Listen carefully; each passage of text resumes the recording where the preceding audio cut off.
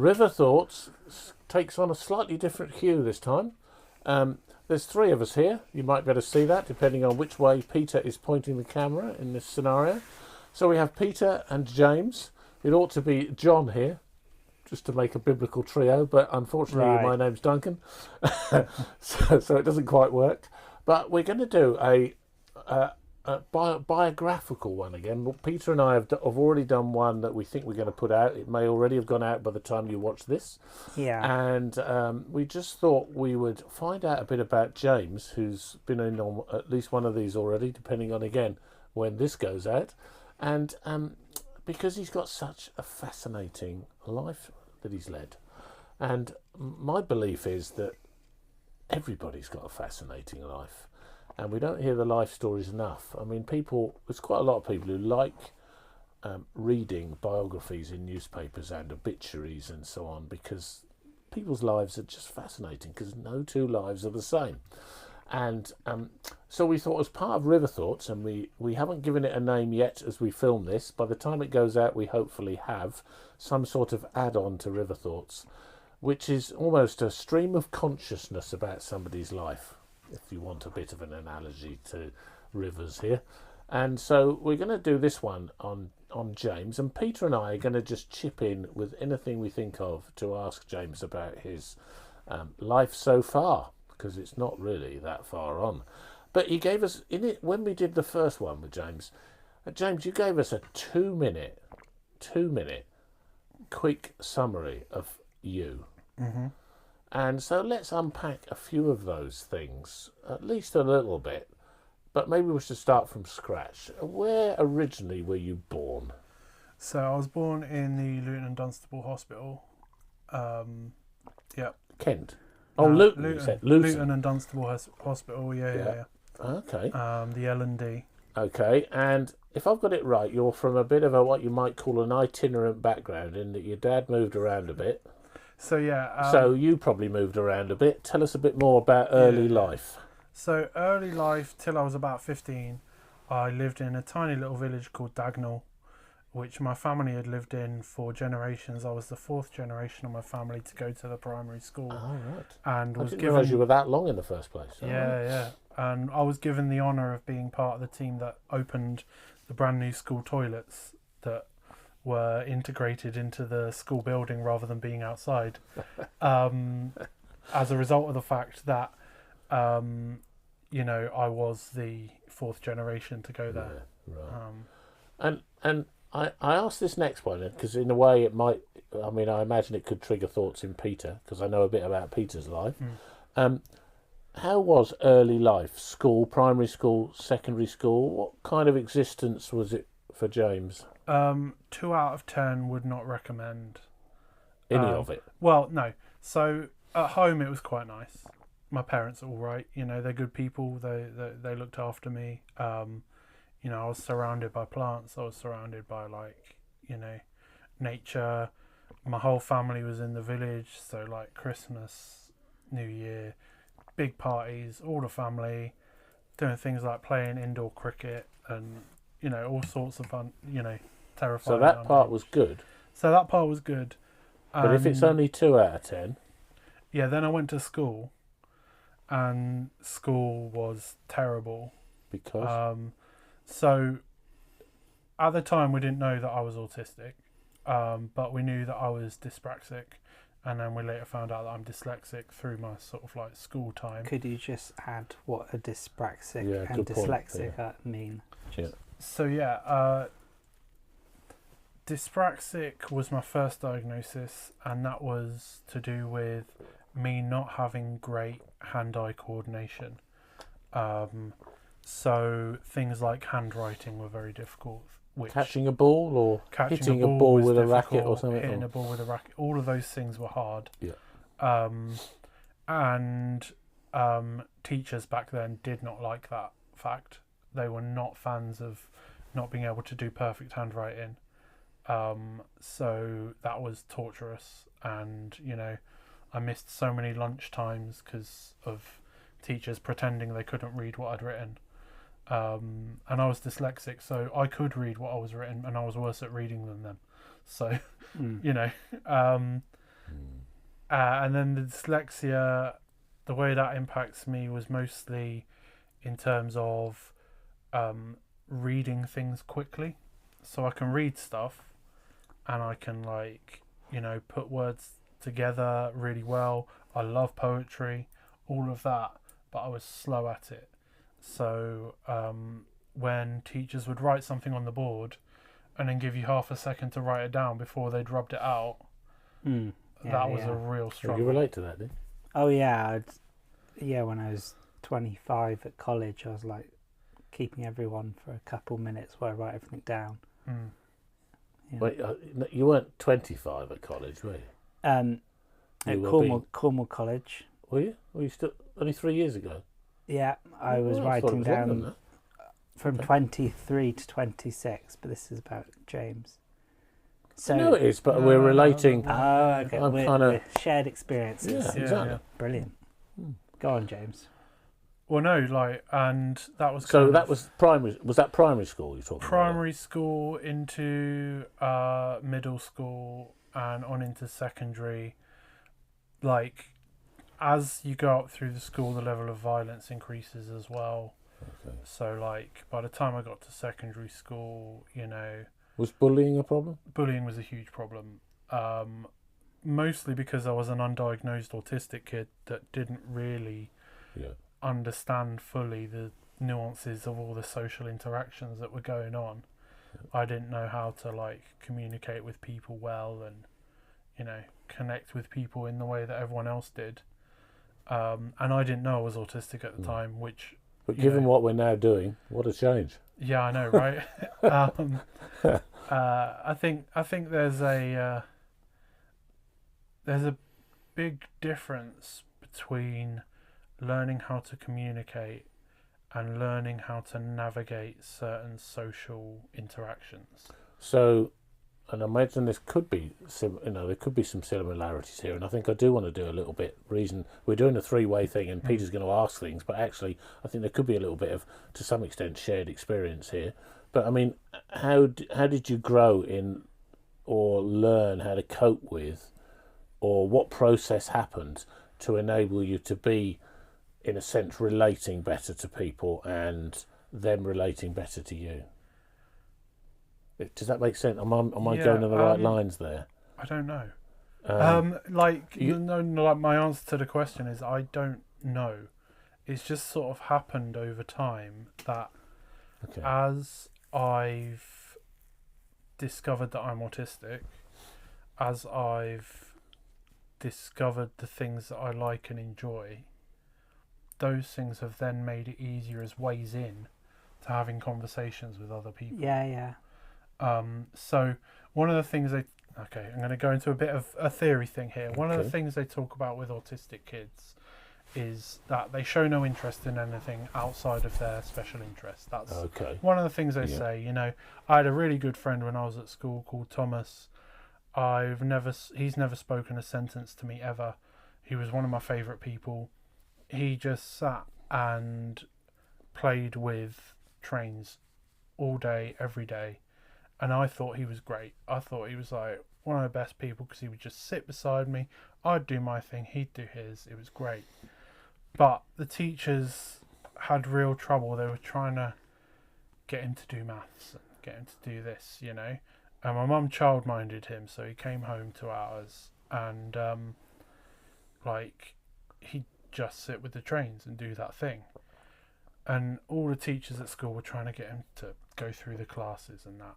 But what they never did was they never did their maths lesson or their English lesson based on trains and based on learning about trains or learning about the ratio of coal to water to make a steam train move forward. In other words, relate the interest to learning something else. Exactly. So I kind of have that approach to communication in that I have learned to communicate through the things that I love doing and through the things that I enjoy being around. Yeah. Is that the same for you, Peter? Don't think so. No, so not at all.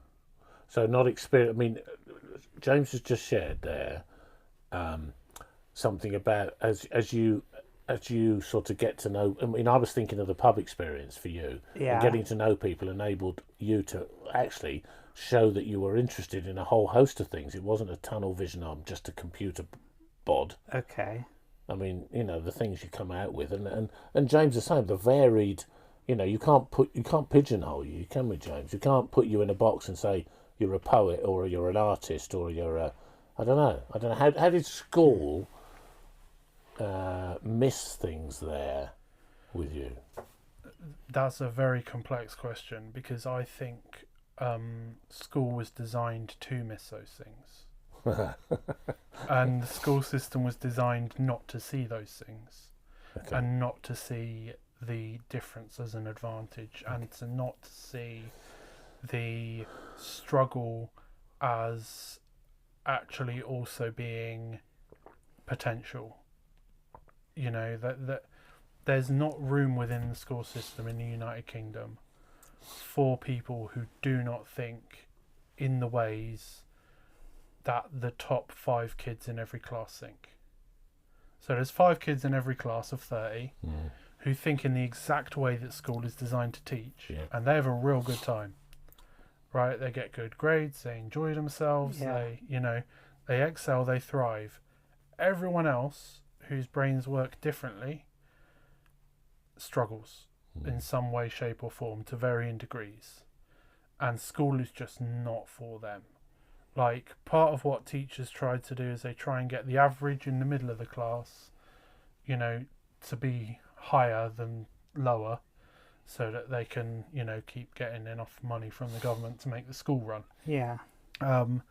And anyone who doesn't function in learning in the exact ways that teachers are trained to teach is going to have a bad time. And Okay, struggle. let's just pinch that for a minute there. Yeah. Because I think we could have a whole discussion about education Yeah, we systems, could. and Yeah. I would love to, actually, because Yeah. I've heard your experience in school to some extent. It's in your book. Yeah. But I think that is almost such a huge topic. So let's move on a little bit. How did you evolve, James, from the education system that was put on you to, well, tell us how you got where you are now. What happened first in the situation of, I mean, you said in your brief intro about the whole idea of your mental health and about all the things that you actually loved doing and did. Yeah. But what was the kind of what was the progression as the education system finished? How did that start? What happened then? I just about made it through secondary school and college and did those things, and sort of just survived them on autopilot. I did okay at college. So what did you do at college? Illustration. Okay. And so I got to the end of that, and then I applied to university. And at university I had to do an extra year at the beginning as like a introductory year that other people didn't have to do, but it was like a kind of soft intro to the topics, because I didn't quite get high enough grades to go straight onto the course. Was that hard? It was okay. It was fine. I found university difficult overall, mainly because of balancing the social expectations with the work expectations. And throughout my university, I had 2 mental breakdowns at university and one after. And by mental breakdown, I mean, Yeah, I was going to say, what does that mean? actual mental breakdown, everything from the mental symptoms to the physical symptoms of, all that means. I had varying levels of psychosis through that time. I had a lot of paranoia, so I didn't trust anyone. Really? I was always looking over my shoulder. And I was always worried about who was plotting this and who was plotting that. And these were all lovely people I was talking about who weren't plotting nothing. No, it was Right. just the way you perceived it. Yeah. Me and James have this in common. Right. So did you find that as well? A certain level of paranoia? Not the details, but I've had psychosis 4 times and been hospitalised 3 times. Yeah, right. So were you hospitalised with yours? No, an immense amount of white male privilege came into play, and so things that would have got my female friends hospitalised, I did, but didn't get hospitalised because... Was that good or bad that you didn't?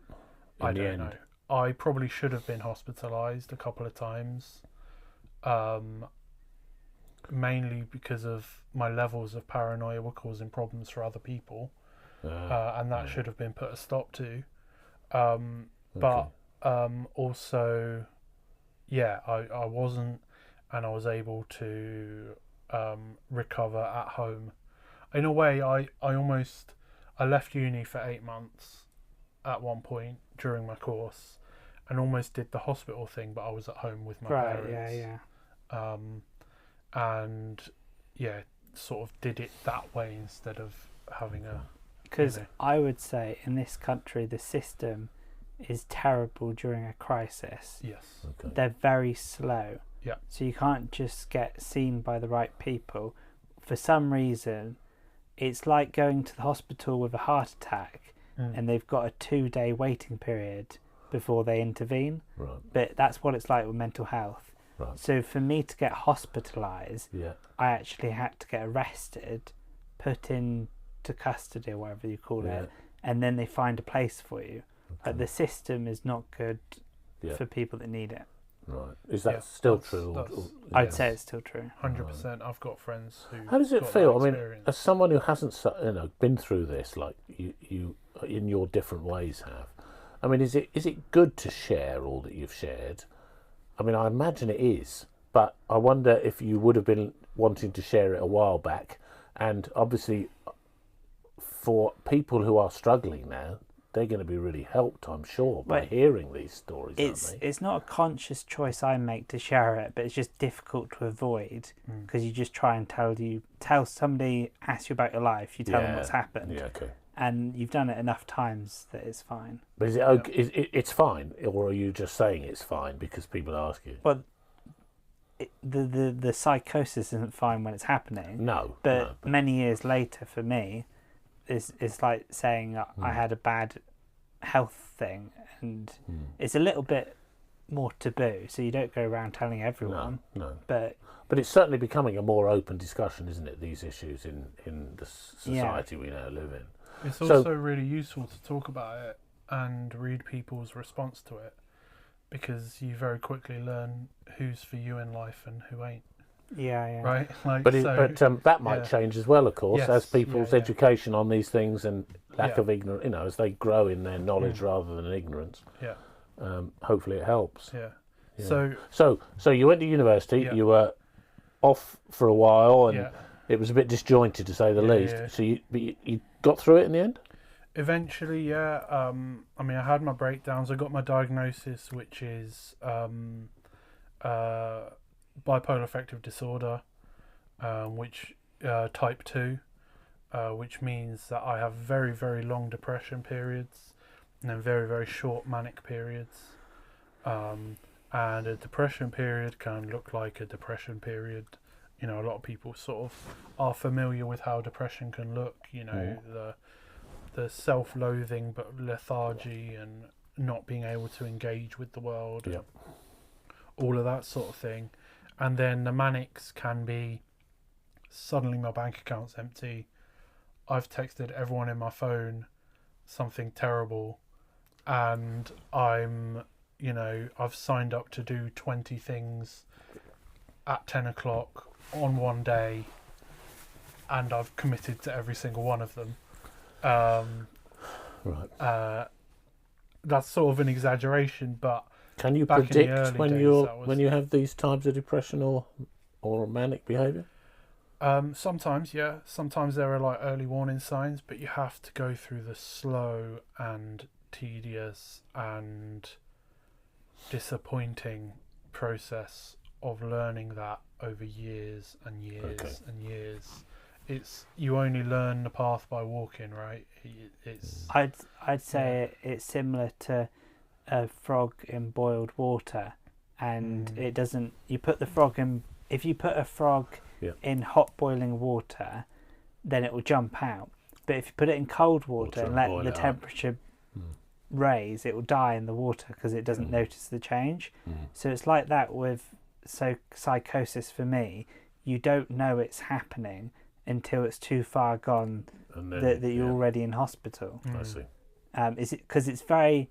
You might think you'd be able to recognise it, but because it's mental, you can't see outside from another perspective while it's happening.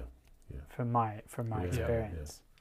No, I think that's very much it. Especially in the early days, that was my experience. Like I had no idea about any kind of early warning. I had no idea what was going on. All I knew was that at some point I would notice that I was on a manic and have no idea when it started. I'd be like, oh, I'm here. Like, what's going on? When did this happen? I knew it had been probably a couple of days, but I hadn't noticed it. And then you kind of have to deal with whatever has happened, you know. So what happened then? You got through university, but what's happened in life? I mean, obviously, there's quite... how many years ago was that? Quite a few, I imagine. Yeah. So what's happened in the meantime? Give us a little bit of a synopsis of life since then. So, uni, other stuff happened, sort of certain traumatic things happened. That's how I sort of developed the complex PTSD.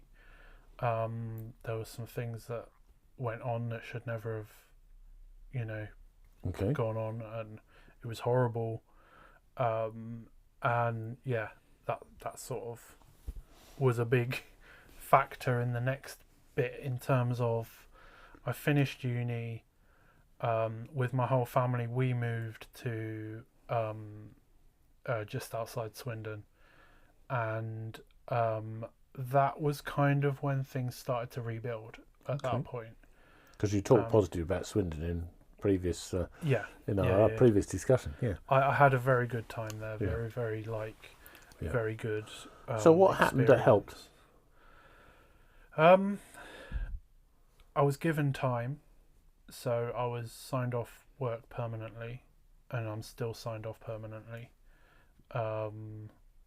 It's probably not permanent, you know. Hopefully one day eventually I'll get there, but I'm signed off of work. And that was, you know, a big relief, because I don't think I could have healed and been working at the same time. It would have exacerbated all the problems of what I'd been through, you know, without saying too much. I'd been at a job as well that was that violence was a feature in, and you know, all sorts of things. And so I was signed off. I spent a couple of years just sort of doing nothing, not really having a clue what I was. So how did the poetry, art, radio programs, etc. How has all that happened, James? So, around the sort of second year of us being in Swindon, I went to a cafe called Darkroom Espresso. It still exists in Swindon. Everyone should go there if they're ever in the area. It's now run by a guy that I call Saint Stephen. He's great. He was just a barista there when I first started going, and he's just a really nice person. But I particularly got to know the previous owner, who was the owner when I first started going, called Will, who is also a very, very good person. He runs a place in Cardiff now, which is great. But I got to know them, a couple of other staff members, and a couple of their friends, because I just started going to the cafe every couple of days because I wanted to get out of the house. So it was your community? It became my community, yeah. And at around the same time as that, I'd sort of had a more recent sort of like post-uni crash out a little bit, and I'd been put in touch with the mental health charity Mind, and they just so happened to have been given a laptop by Kylie Minogue to run a radio station off of, an online radio station. So how long ago are we talking about for this? Just to get this in perspective. We're talking, I'm not very good at like times, but I'm going to say... Don't worry if you don't. It was about 7 years ago. Okay, before COVID. No, it must have been... No, it must be over 10 years ago, because it's been 11 years since gives me an idea. I Didn't Die Day. It's probably 12 years this year. So, yeah, probably about 8-9 years ago. Okay. So what happens with that? For people who don't have any idea what this is about. So what was happening with that was that a whole bunch of mentally ill people were getting into a room and making radio shows. So we did all sorts of various things. We recorded plays, Orpheus and Eurydice, and was the one play that we were doing.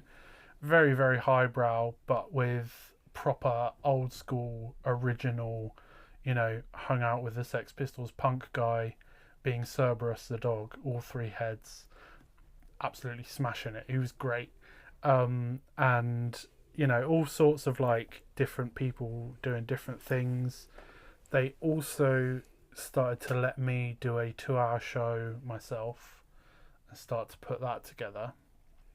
Then that project lost its funding, but another charity, who are now known as Ipsum in Swindon, took it on and turned it into just a 2-hour radio show on the local community radio station. Okay.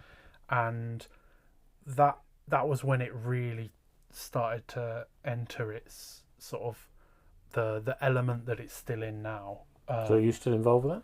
I'm not now, but that's kind of when we started to have some real fun with it and do things like interviewing people from the community, interviewing each other, as mentally ill people who'd lived lives, and we'd chat. And so what happens now then? Because you said you're still doing them. So who are you doing? What's your radio thing now? So since then, since I moved to Cornwall, when I moved to Cornwall, I had to stop doing that, stop doing their stuff, because I was no longer in the location where the studio was, right? So I couldn't go. And I didn't do radio for a little while, and then I saw that this online station was starting brand new and was looking for presenters. And so I dug out some old gear that I had, and I started to do my own radio shows through that online radio station. And then after a couple of years doing that, I saw that one of the radio stations that I loved since I was like really quite young was also looking for presenters and hosts and DJs to do shows there.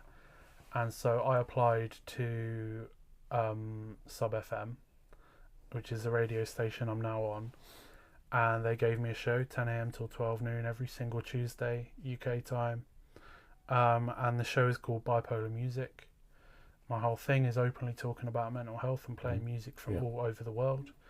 And I've got a chat room there where I gather together a whole load of people, some people who are neurodivergent, some people who've got mental illnesses, some people who haven't, and just gather together and chat about stuff in the chat room while I'm playing music and talking on the microphone and, answering people's mental health questions. And presumably that not only helps them, it helps you as well. Yeah. I've for a very long time, I've been a believer in the power of radio to help people, mainly because when I was getting bullied at school, I used to come home each day and find radio of some kind to listen to.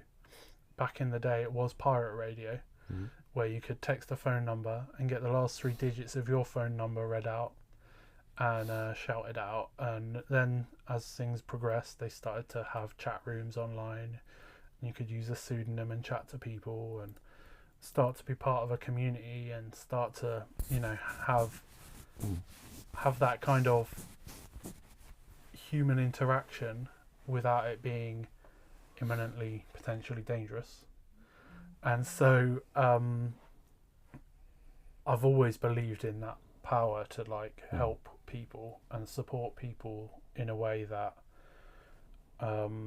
other mediums can't, because they're not deliberately about building community. Okay. James, yes. Before we end, do you think that this projects you've been speaking of, do you think they helped you get to a good place, or were you in a good place so you could do them? Good question. They helped me get to a good place. Right, that's good.